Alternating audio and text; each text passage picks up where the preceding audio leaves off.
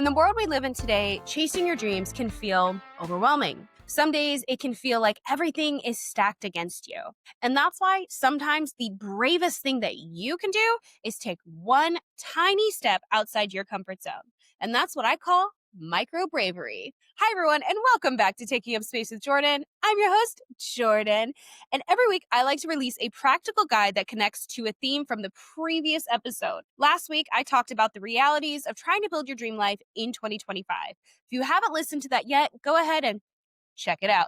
It sets the stage for what we're going to dive into today. Micro-bravery is one of the shifts that can help you sustain motivation while building your dream life. It's taking one small intentional action that feels a little scary, but pushes your dream forward. It's not this huge leap. It's the step before the leap.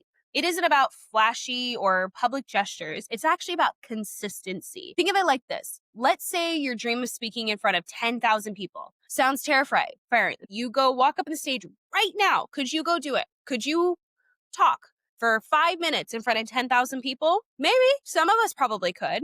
But let's start just a little bit smaller and work our way up to that. Why don't we? The first step that you could probably take is speaking up once in a meeting, chiming in during a friend gathering, or even just ordering first at a restaurant. None of these moments are big or flashy, but they actually help you practice using your voice, and you get used to not waiting for someone else to go first, but instead of putting yourself forward. You can think of micro-bravery kind of like a muscle.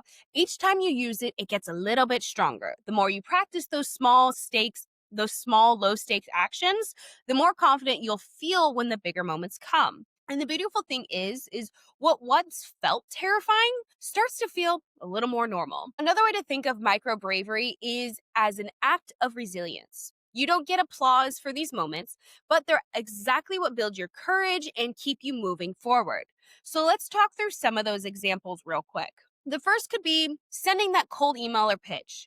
There's nothing glamorous about sitting at your laptop, sweating over whether to hit send, but micro-bravery is pushing past that fear of rejection and giving yourself a chance to be seen, even if the answer is no, because you've practiced the muscle of asking. And sometimes bravery isn't about asking someone else for something. It's about actually letting people see you. Our second example is sharing that vulnerable Instagram post. We live in a world where everything looks so polished and curated. And so vulnerability actually stands out.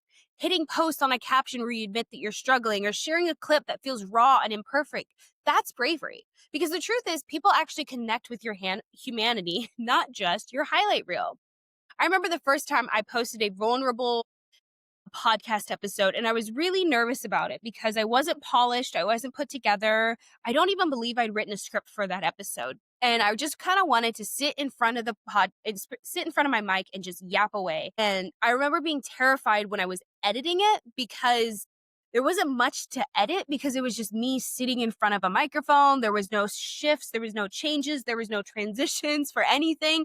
It was just me yapping in a microphone. And I remember as soon as I hit publish, what I actually did is I walked away from my computer, I walked away from my phone because I was like, what if people think this is silly? What if nobody cares? What if nobody understands what I'm saying?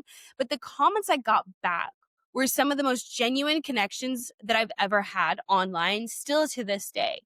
And that's when I realized micro-bravery doesn't just serve me, it actually creates space for someone else to say, hey, me too. And just like being vulnerable online can feel terrifying, being vulnerable in real life can also feel just as scary. And so if you're used to being this hyper-independent baddie, which I have a whole episode on why this is not the flex that you think it is, but micro-bravery can be sending a text to a friend, asking them to look over your resume, or telling your partner that you need a few hours to focus on your dream. Admitting that you can't do it all yourself, it's scary, but it's also so powerful. And sometimes bravery isn't just about asking, it's also about refusing and saying no to something that drains you so that you can make time for your dream.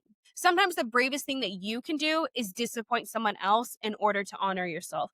I'm going to say that one more time. Sometimes the bravest thing that you can do is disappoint someone else in order to honor yourself. It might mean saying no to brunch or going on a walk with a friend so that you can record your podcast or work on that certification program, or turning down a project at work that doesn't align with your goals. Micro bravery is trusting that the short term no is worth the long term yes. That same courage shows up in smaller, everyday spaces just as much, like speaking up in a meeting when you'd normally stay quiet.